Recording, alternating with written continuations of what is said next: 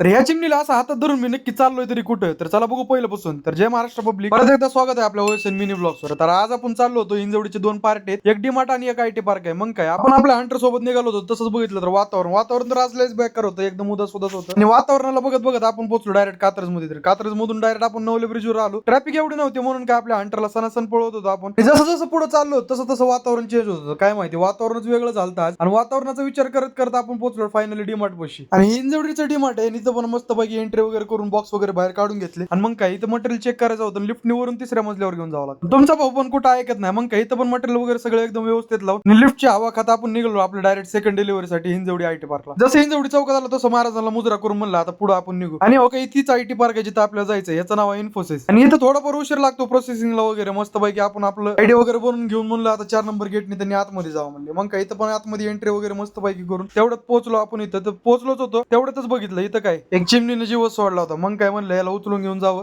आणि पुरून टाकावं, कारण की असं जर राहिलं तर काय बाकी ते लय खराब होऊन जाईल. त्याच्यामुळे म्हणलं पुरून टाकलेलं बरं, कारण की उगं ते मुंग्या वगैरे लागणार, परत ते खराब होणार, काय बरोबर नाही वाटत आपल्याला. मग काय आपण पण पूर्ण वगैरे टाकलं आणि म्हणलं की कुठं जर तुम्हाला पण दिसलं तर तुम्ही पण असं करत जावं. आणि आता त्याचा विचार करत करत आपण आपला पण विचार करावा लागलो. इथं पण असंच आहे, स्वतःला सगळं करावं लागतं. मग काय आपण सगळं माल वगैरे सगळं व्यवस्थित बाहेर काढून ते कष्टाचं काम पुसून आपल्या हंटरला पण जरा पुसूनच घ्यावं म्हणलं, कारण की लय दुराळा बसला होता. मग काय इथं पण रिसिव्हिंग वगैरे लवकर घेऊन आपण निघालो आपल्या डायरेक्ट घराकडे. आणि घराकडे चाललोच होतो तेवढ्यातच म्हणलं काहीतरी थंड पिऊ, कारण की लयच गरम होत होतं. आणि गरम होतोय म्हणल्यावर थंड जर पेणं जरा गरजेचंच आहे आपल्याला, कारण की वातावरण समजत नाही, कधी ऊन पडते कधी गरम होते. आई शपथ इतकं गरम होत होतं की काय सांगा. जसं घराकडे चाललो तसं आपला तुषार भाऊ पण भेटला. तुषार भाऊ पण गाडी आहे, भाऊला पण मस्त पैकी थोडं वेळ बोलून आपण निघलो आपल्या डायरेक्ट घरात. तर हा मिनी ब्लॉग तुम्हाला कसा वाटला नक्की मला कमेंट करून सांगा. सबस्क्राईब करा जर व्हिडिओ आवडला असेल तर. आणि भेटू पुढच्या मिनी ब्लॉग मध्ये. तोपर्यंतसाठी जय महाराष्ट्र.